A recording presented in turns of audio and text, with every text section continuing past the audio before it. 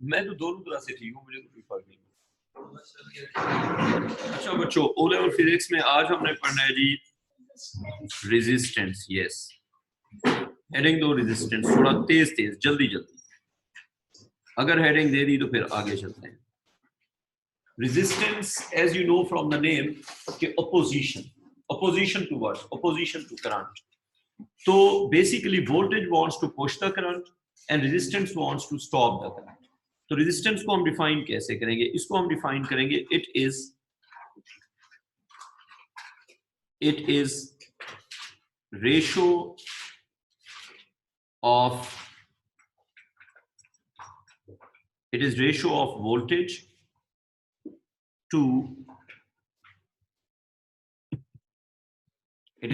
of voltage to current. It is ratio of voltage to current in an electric circuit. So resistance is ratio of voltage to current in an electric circuit. तो अब हम resistance की definition लिखेंगे, formula लिखेंगे, basically लिखें resistance is equal to voltage divided by current, and every physical quantity has a unit. So what is unit of resistance? You should write unit of resistance.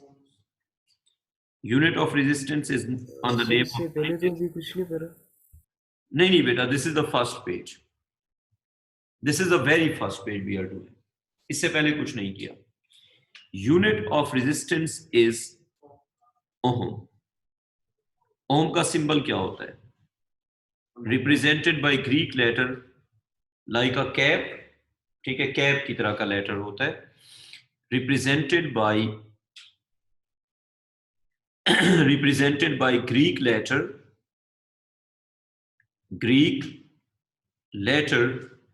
इसको हम इस तरह डालते हैं और पढ़ते क्या है बेटा इसको? ओमेगा, कैपिटल और स्मॉलर। छोड़ो, इतना डिटेल में नहीं जाते, लिख दो Greek letter omega. So this is Greek letter omega, this is symbol for ohm. अब आप लिखो डेफिनेशन ऑफ ओहम। ओहम को हम डिफाइन कैसे करेंगे? Definition of ohm can come in exam, so you need to write that. Definition of ohm. लिख दिया? लिखो if current through a component, या यूं लिखो बल्कि if current is 1 ampere, if current is 1 ampere, if current is 1 ampere for a potential difference,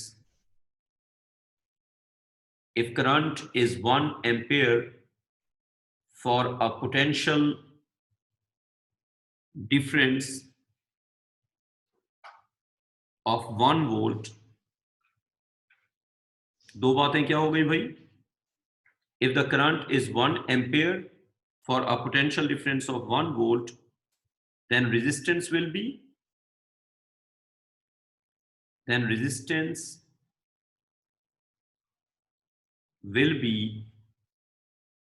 1 ohm.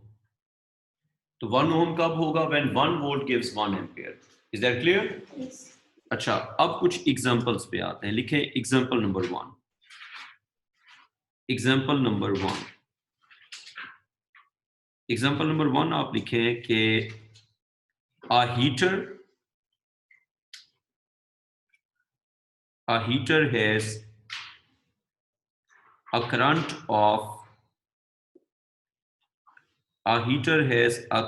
of 5 ampere for a potential difference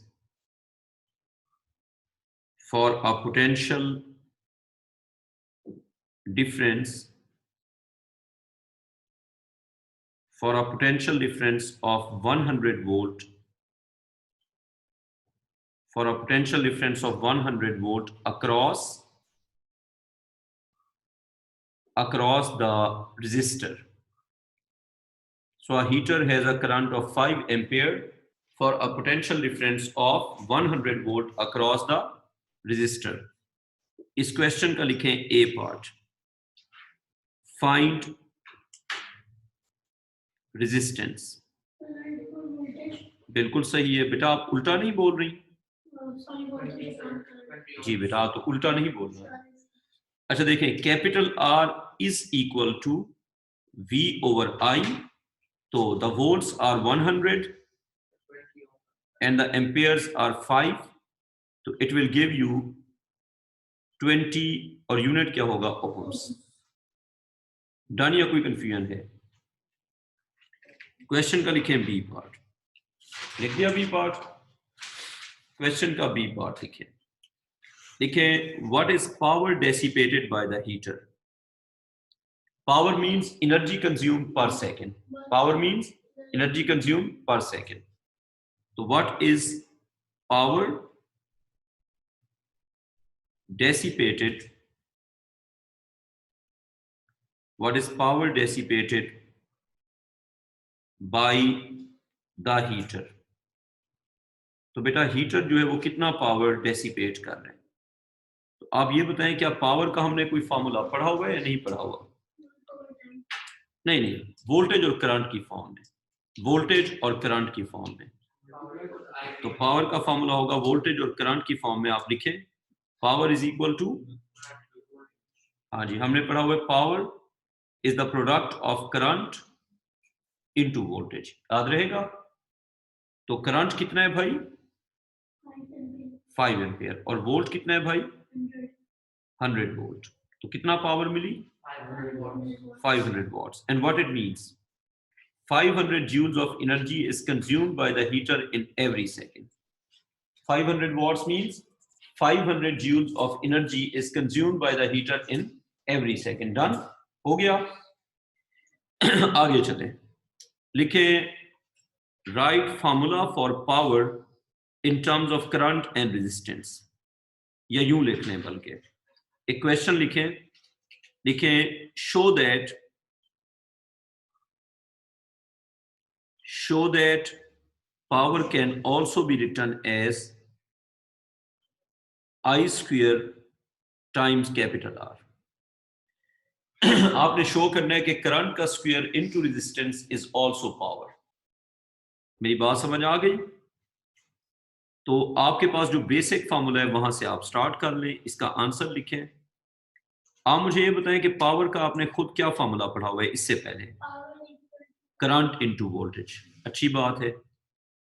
तो what do you think, voltage किसके equal होगी? क्या हम V को IR लिख सकते हैं या नहीं लिख सकते? बिल्कुल लिख सकते हैं। तो अगर हम V की जगह IR सब्सटीट्यूट कर दें फिर क्या बनेगा, P is equal to I into V की जगह आ जाएगा IR, तो I इंटू I क्या हो जाएगा? देखें V की जगह हम IR को सब्सटीट्यूट कर सकते हैं, तो ये बन जाएगा I square into capital R। Done, copy कर लो। तो ये पावर का हो गया second formula.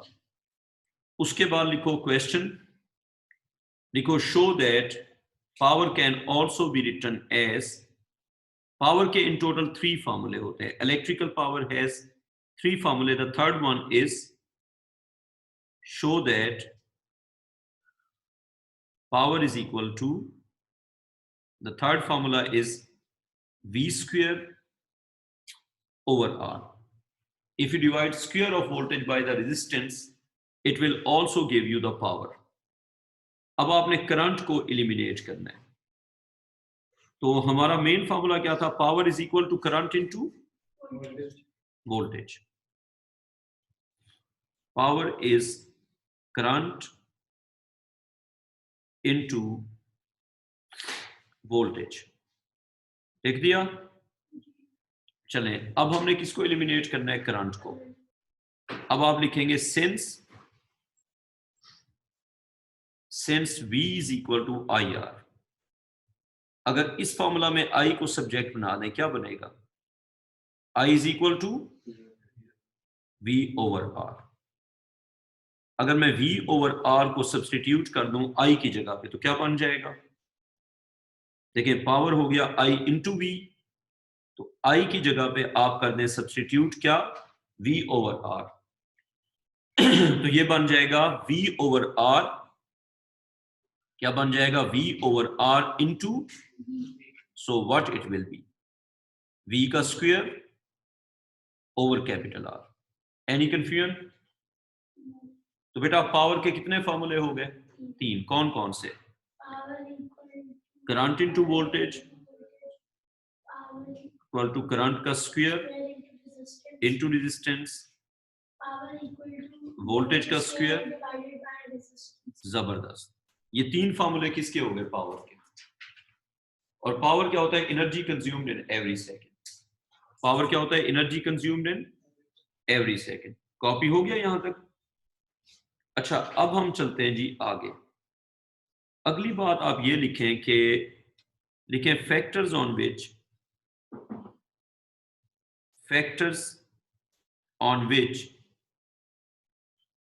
resistance depends. In simple words, if you have a wire, तो उसकी जो resistance होगी वो किन factors पे depend करेगी? So what are the factors on which the resistance will depend? ठीक है जी, लिख दिया?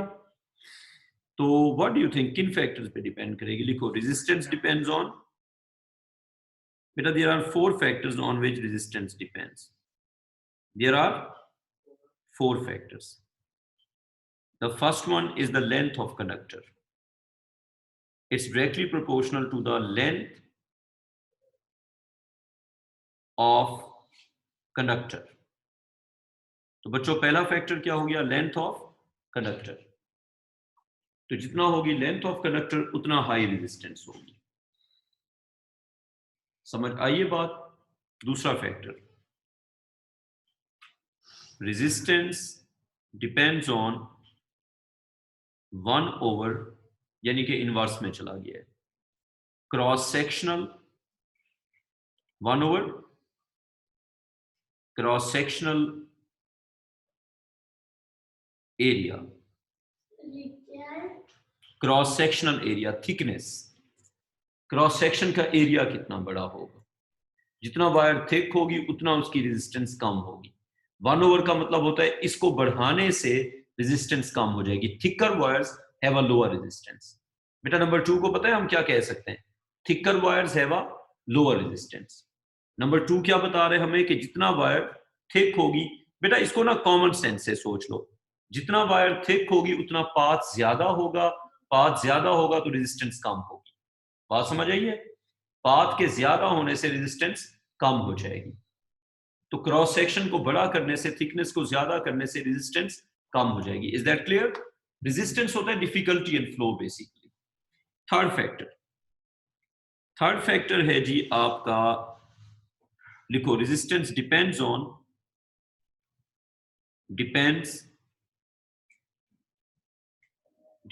On the material of the wire. Wire किस चीज की बनी हुई है? Material of the wire. And I said there are 4 factors. The 4th factor on which the resistance depends is temperature. The 4th factor is temperature. तो आपसे कभी भी कहा जाए कि रेजिस्टेंस कितने फैक्टर्स पे डिपेंड करेगी, you will say 4 factors. They are length of conductor, cross section of conductor, material and the temperature. ठीक? अच्छा अब मैं आपसे कुछ क्वेश्चंस पूछता हूं जो आप आंसर करते जाएंगे। सबसे पहले लिखें क्वेश्चन नंबर 1। क्वेश्चन नंबर 1 लिखें arrange the following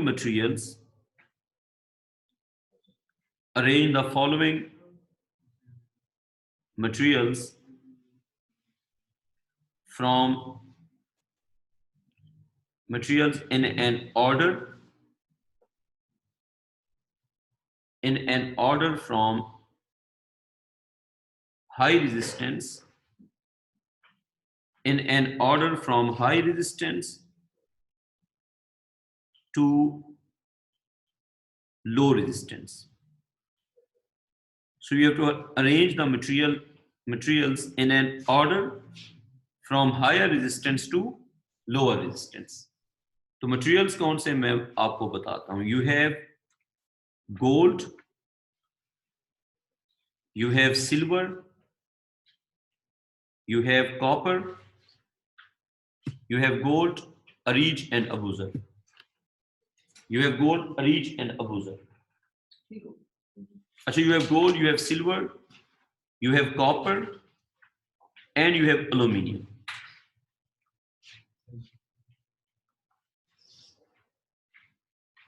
तो आपके पास ये 4 मटेरियल्स हैं. You have gold, you have silver, you have copper, and you have aluminium. ठीक है. तो इनको आपने अरेंज करना है. केमिस्ट्री में आई थिंक आप इसका प्रोनाउंसिएशन क्या कहते हैं? AL का. अच्छा, मुझे लगता है कि मैं इसको गलत बोलता हूँ. नहीं, अच्छा फिर ठीक है, aluminium बस करता हूँ. चलें आगे चलते हैं. वैसे भी केमिस्ट्री में होता है, हमें क्या है. अच्छा, अब आगे चलते हैं. I hate chemistry. नहीं, I hate chemistry as a subject. I love chemistry teacher क्योंकि वो हमारा ऊपर वाला है, हमें खिलाता है. अच्छा आगे चलते हैं. यार सर आमिर से कोई बात करने जाओ ना, वैसे ही कोई रिक्वेस्ट करने, तो बंदा इधर से जाता है ना कि सर को कोई बात करते हैं. आगे जब बंदा उनके सामने खड़ा होता है, अब मेरी हाइट है 5'7", ठीक है, 5'6" है वैसे, 7 बताता हूँ. अब वो जब खड़े होते हैं ना इस तरह यूं, तो इतने चौड़े बंदे, मैं कहता हूँ सर मैं कुछ बोलने आया था, मैं भूल गया हूँ. आगे चलते. अच्छा, गोल्ड, सिल्वर, कॉपर, एल्यूमिनियम हो गया. अच्छा, इनको हम ऑर्डर में लिखते हैं. सबसे हाई रेजिस्टेंस किसकी होगी? मैंने कहा था हाई टू लो ना, तो सबसे हाई रेजिस्टेंस होगी ना, सबसे हाई होगी एल्यूमिनियम की. एल्यूमिनियम की रेजिस्टेंस सबसे हाई होती है. सबसे गंदा मटेरियल है एल्यूमिनियम जो है. It's not a good material. अगर आप सर्किट एल्यूमिनियम का बनाएंगे तो बिजली के लॉसेस होंगे. It's not good. तो सबसे हाई रेजिस्टेंस होगी, यूं कर लो, हाई और इस तरफ लो, हाई और इस तरफ लो. तो सबसे हाई रेजिस्टेंस किसकी होगी? एल्यूमिनियम की. और सबसे लो रेजिस्टेंस किसकी होगी? ना, गोल्ड. इफ यू थिंक कि सोना इसलिए महंगा होता है कि उसकी ज्वेलरी बनती है, तो आप गलत कह रहे हैं. सोना इसलिए महंगा होता है कि उसके यूजेस भी हैं. तो अगर आप गोल्ड का सर्किट बनाएंगे तो it's the best for devices. तो अगर कोई डिवाइस, अच्छा जो हेडफोन्स होते हैं उसके अंदर सिल्वर यूज करते हैं. अगर सिल्वर यूज करोगे, जैसे वो जो महंगे वाले हेडफोन्स होते हैं उनका जो सर्किट होता है वो सिल्वर का बनाते हैं, क्योंकि सिल्वर जो है इट्स सेकंड बेस्ट. अगर आप वायर्स गोल्ड की बना दो तो जो डिवाइसेस हैं वो हाईली सेंसिटिव हो जाएंगे. तो गोल्ड की रेजिस्टेंस सबसे लो होती है, एल्यूमिनियम की सबसे. हमारे सिलेबस में ये 4 ही. अच्छा, गोल्ड के बाद फिर सिल्वर, फिर थोड़ा मैं इस तरह लिखता हूं कि जगह पूरी हो जाए. सिल्वर, फिर कॉपर, और फिर एल्यूमिनियम. और हम अपने घरों में जो डिवाइसेस हैं उसमें क्या यूज करते हैं? Copper is in common use, क्योंकि पैसे भी तो बचाने हैं ना. समझ आ गई बात? लेकिन बेस्ट क्या होगा? अगर एक्सपेंसिव ना हो तो गोल्ड होगा. हाँ बताओ. तो कंडक्टिविटी हमने लिखी हुई है, तो सबसे बेस्ट कंडक्टर गोल्ड हुआ और सबसे जो लेस कंडक्टिविटी है वो एल्यूमिनियम की हुई. Which one is the best conductor? Gold. ठीक है. And out of these 4 the worst conductor is aluminium. ठीक है. इनमें से बेस्ट गोल्ड होगा और इनमें से वर्स्ट एल्यूमिनियम होगा. ओवरऑल वर्स्ट क्या होंगे? इंसुलेटर. कॉपी हो गया यहां तक? तो सबसे बेस्ट कंडक्टर कौन सा हुआ? गोल्ड. ठीक. अब आगे चलते हैं. अगली बात लिखें जी. एक टेबल हम आपको देते हैं जो आप फिल करके दें. एक टेबल आपको दिया जाएगा जो आप फिल करेंगे. क्वेश्चन लिखें चेंज. इस तरफ आप लिखेंगे चेंज और इस तरफ आप लिखेंगे effect on resistance. Let's make some changes और उसका रेजिस्टेंस पे इफेक्ट देखेंगे. So some changes and their effect on the resistance. लिख दिया. चेंज और उसका इफेक्ट रेजिस्टेंस पे। पहला चेंज जो हम करने लगे हैं वो है, नंबर 1 लिखें, लेंथ ऑफ वायर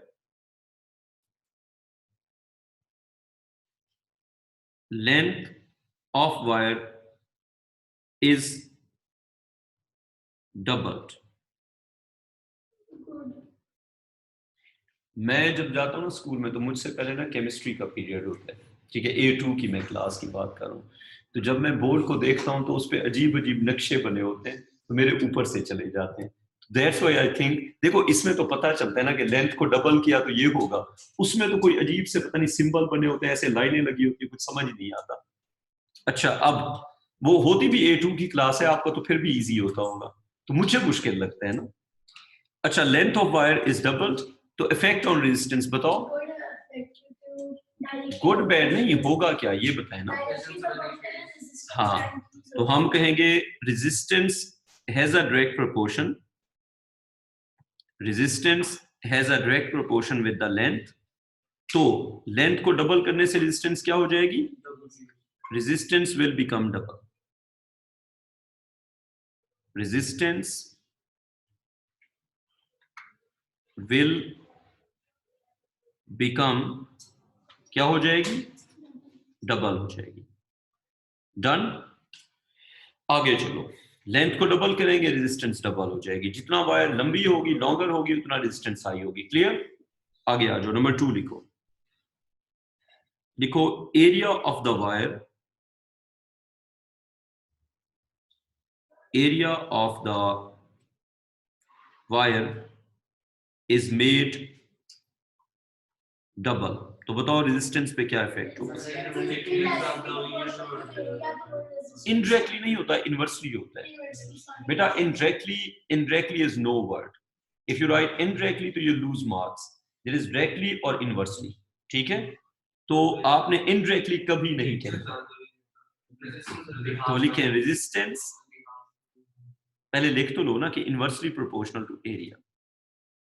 1/एरिया का मतलब होता है inversely proportional to the area.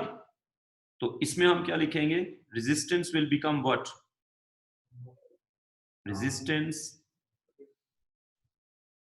Will become half. कोई कंफ्यूजन है यहां तक। अच्छा, उसके बाद अभी और फैक्टर्स हैं, वो बाद में देखेंगे, अभी हम यहां तक लिख लेते हैं। और इसके बाद आपने कुछ ड्राइंग्स बनानी है जिनके ऊपर रेजिस्टेंस के फैक्टर्स हम दिखाएंगे। तो फर्स्ट ऑफ ऑल आप ये करें कि सबसे पहले तो आप बना दें एक ये वाली वायर ऐसे, अगर बना दी तो मुझे बता दें। उसके नीचे एक और वायर बना दें ये ऐसे। So these are two wires and you can see that their lengths are equal, and what is different for them? Their area is different. So this wire has a length L, this wire has a length L, this wire has an area A, this wire has an area 3A. Done? तो बेटा जी first one की resistance क्या होगी बताओ जरा। R, इसकी होगी R। इसकी अगर एरिया को 3 टाइम्स किया तो रेजिस्टेंस क्या हो जाएगी, R डिवाइड बाई 3। सो ये हमने क्या दिखाया हुआ है, इफेक्ट ऑफ किस चीज का, इफेक्ट ऑफ एरिया। यस और नो, ये हमने किसका इफेक्ट दिखाया हुआ है, एरिया का। कोई कंफ्यूजन है इसमें। अच्छा, नंबर 2 पे आ जाए, इफेक्ट ऑफ लेंथ। जब आपको एरिया का इफेक्ट देखना है तो लेंथ सेम, ठीक है ना। और ये वाला वायर भी कॉपर का बना हुआ है, और ये वाला वायर भी कॉपर का बना हुआ है। So the idea is that with keeping the same material and same length, if area becomes 3 times, the resistance becomes 1/3. कोई confusion इसमें। अच्छा, effect of length। आप मुझे बताएं, अगर आपने लेंथ का इफेक्ट देखना है तो आप एरिया को क्या करेंगे, सेम रखेंगे। So if you take 2 wires, one like this and the other one having same area but more length. Other one having same area but more length. तो देखें, फर्स्ट वन का एरिया A, सेकंड वन का area भी A. What is difference? Length L and for example इसकी length 3 है. तो इसकी resistance let's suppose अगर है R, तो दूसरे वाले की कितनी होगी? 3R. तो इसकी रेजिस्टेंस अगर आप लेंथ को 3 टाइम्स करेंगे तो रेजिस्टेंस क्या हो जाएगी? वो भी 3 टाइम्स हो जाएगी. कॉपी हो गया? एक और फैक्टर है जो आपको डिफाइन करना होता है, उसको कहते हैं रेजिस्टिविटी. क्या कहते हैं? हेडिंग. रेजिस्टिविटी क्या होती है? रेजिस्टिविटी होती है जो सिर्फ मटेरियल पे डिपेंड करती है, डायमेंशंस पे डिपेंड नहीं करती. तो रेजिस्टिविटी आप लिखें. Resistivity is a property that is defined for the material, not for the individual wires. How will you define that? आप इसका लिखेंगे, it is resistance. It is resistance. किसी भी वायर की रेजिस्टेंस को रेजिस्टेंस कहते हैं, लेकिन अगर कुछ स्पेसिफिक प्रॉपर्टीज हों तो उनको रेजिस्टिविटी कहते हैं. आप कहेंगे it is resistance of a wire. It is resistance of a wire having a unit length and unit area of cross section. मेरी बात समझ आ गई?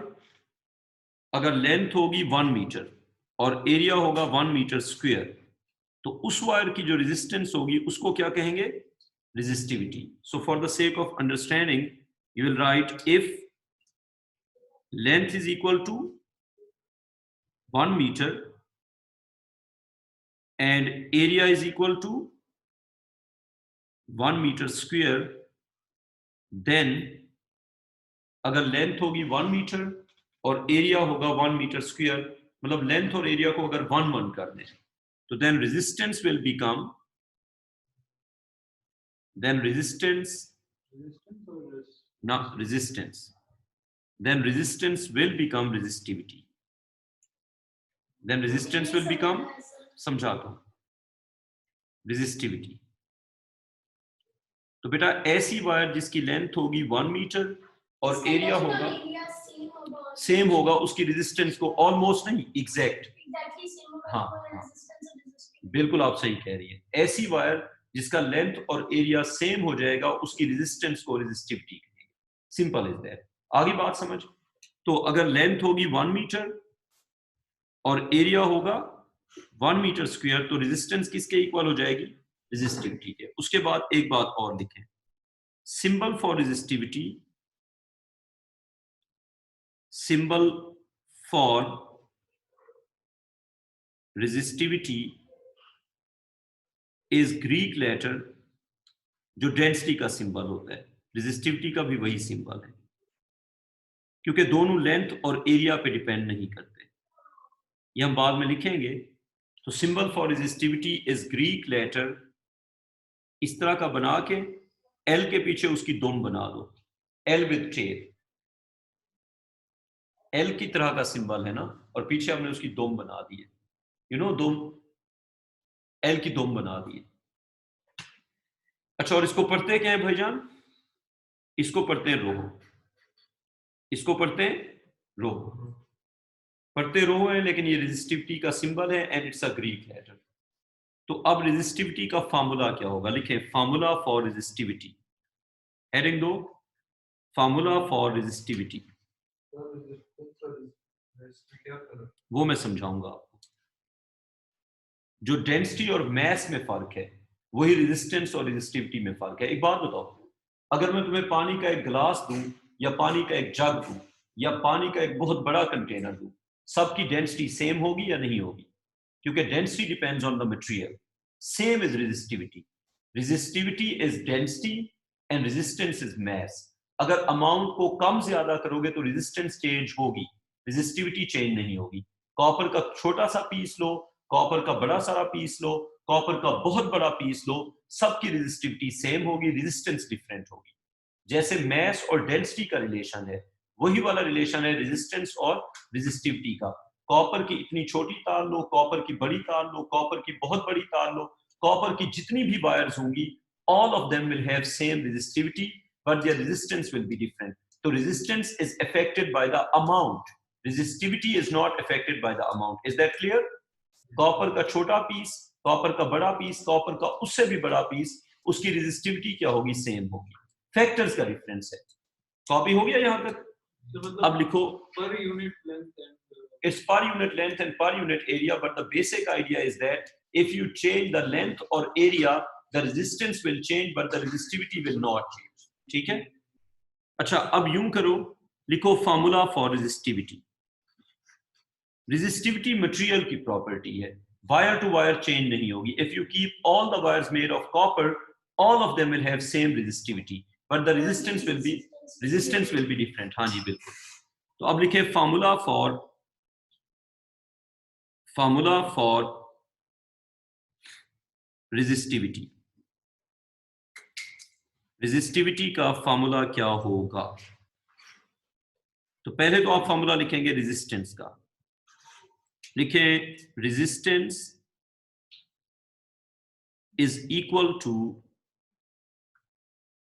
यूं लिखो बल्कि, resistance is proportional to length over area. अब मुझे आप एक बात बताएं, क्या आपने 7th या 8th क्लास के मैथ्स में ये सीखा था कि प्रोपोर्शनैलिटी को जब इक्वल में कन्वर्ट करते हैं तो we put a constant. Whenever you have a proportionality, वो जो कांस्टेंट है वो रेजिस्टिविटी है। Resistance is proportional to length over area and the constant that we are applying, it is the resistivity. तो फॉर्मूला क्या बन जाएगा फिर? रेजिस्टेंस, इसका मतलब है resistivity is constant of proportionality basically. Resistance has a direct proportion with length over area. The constant of proportionality is the resistivity. तो अब हम लिखेंगे resistance is equal to resistivity। तो हम क्या लगा रहे हैं? कांस्टेंट लगा रहे हैं। और resistivity क्या होता है? Constant of proportionality. आइडिया समझ आ गया? Resistance has a direct proportion with length over area, और डायरेक्ट प्रोपोर्शन को जब इक्वल में कन्वर्ट करते हैं तो you need a constant of proportionality. ये पढ़ा होगा ना मैथ्स में, तो ये वही कांस्टेंट ऑफ प्रोपोर्शनैलिटी हमने लगाया है। इनटू लेंथ, और डिवाइड किससे हो जाएगा? डिवाइड हो जाएगा एरिया से। कहानी कुछ समझ आ गई? अच्छा, अब अगर कोई बात नहीं, थोड़ी बहुत भी आ गई तो ठीक है। अब आप मुझे ये बताएं कि अगर हम इस फार्मूला में रेजिस्टिविटी को सब्जेक्ट बना दें, फिर क्या बनेगा?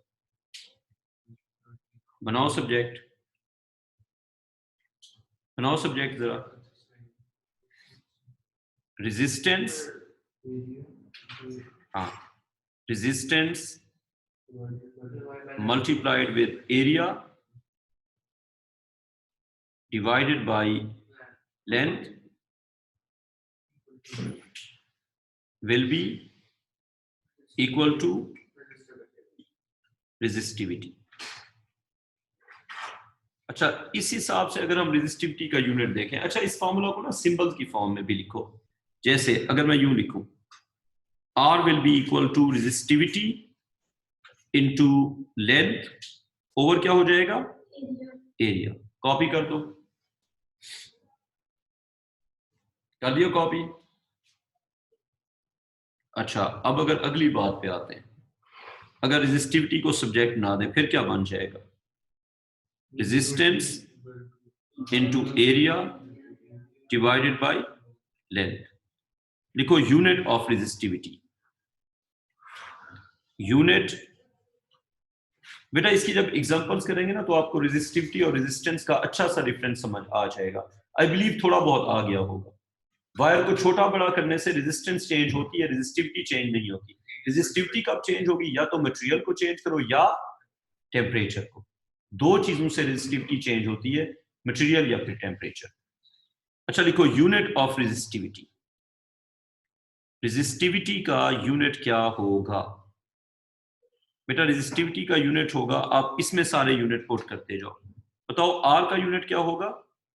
बताओ। ओहम। ओहम हो गया। ए का यूनिट मीटर स्क्वायर है कि नहीं? लेंथ का यूनिट हाँ मीटर। अच्छा सेंटीमीटर किस दुनिया में होता है लेंथ का यूनिट? मीटर होता है। अच्छा अब जो है हम तो ऐसे ही यूनिट यूज करते हैं ना। अच्छा अब ये बन जाएगा मीटर और मीटर, पीछे क्या रह गया? Ohm metre. तो रेजिस्टिविटी का यूनिट होता है ओहम मीटर। रेजिस्टिविटी का यूनिट क्या हो गया भाइयों? Ohm metre. एक छोटा सा क्वेश्चन है जिसका आप आंसर लिखेंगे। लिखो if length of wire, if length of a wire नहीं रहेगा ना, देखें मीटर स्क्वायर ओवर मीटर, एक मीटर और स्क्वायर कट गए तो रह गया, तो लिखा है ना टू कैनन। ठीक है, ohm metre square over metre, यही बात है ना। अब बात सुने, मैं मीटर स्क्वायर को अगर यूं लिख दूं मीटर इंटू मीटर, एग्रीड? तो एक कटा और एक रह गया। फिर मैं भी तो यही कह रहा हूं, रेजिस्टिविटी इज ओहम मीटर। बच्चों डन? Yes, sir. अच्छा अब लिखो if length of a wire becomes equal to, if length of a wire becomes equal to its area, if length of a wire becomes equal to its area, then relate rho and r। आपको question समझ आ गया? अगर एक wire का length और area equal कर दिया जाए तो उसका रेजिस्टेंस और रेजिस्टिविटी कैसे रिलेट होंगे? तो देखें, अगर मैं ये कहूं एरिया था x तो लेंथ भी x था, यही बात है ना। इक्वल करने का क्या मतलब है? अगर एरिया x तो लेंथ भी x, एग्रीड? तो देखें r का क्या फॉर्मूला होता है? रो l ओवर a, ऐसे होता है या नहीं होता? तो अगर लेंथ और एरिया दोनों को हम x पुट कर दें क्या बनेगा?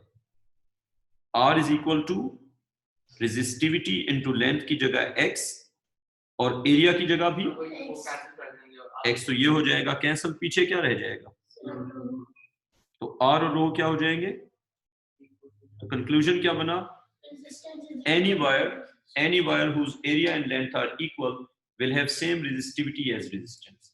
ठीक है, तो एक सेंटेंस हमें लिखना चाहिए। सेंटेंस लिखें, if length of a wire becomes equal to its resistance, sorry its area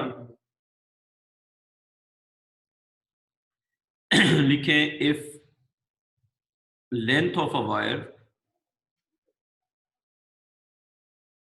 if length of a wire becomes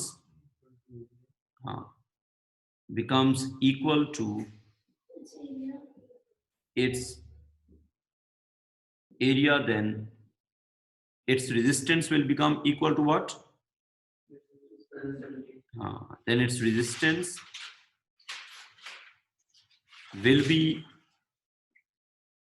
equal to its resistivity। आज का आखिरी क्वेश्चन, उसके बाद छूटे। नहीं, एक क्वेश्चन तो मैं कराऊंगा, मैं हराम तो नहीं खाऊंगा, 4 मिनट्स तो रहते हैं। चलो बच्चों, हाँ ठीक है, पूछा ना करो, चले जाया करो बेटा, पूछा ना करो। अच्छा बच्चों, आज का आखिरी क्वेश्चन लिखो चेंज, उसके बाद लिखो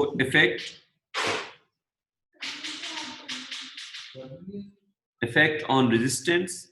नहीं बेटा, अभी मैं एक और रो ऐड करूंगा ना। Effect on resistivity, effect on resistance and effect on resistivity. लिख दिया?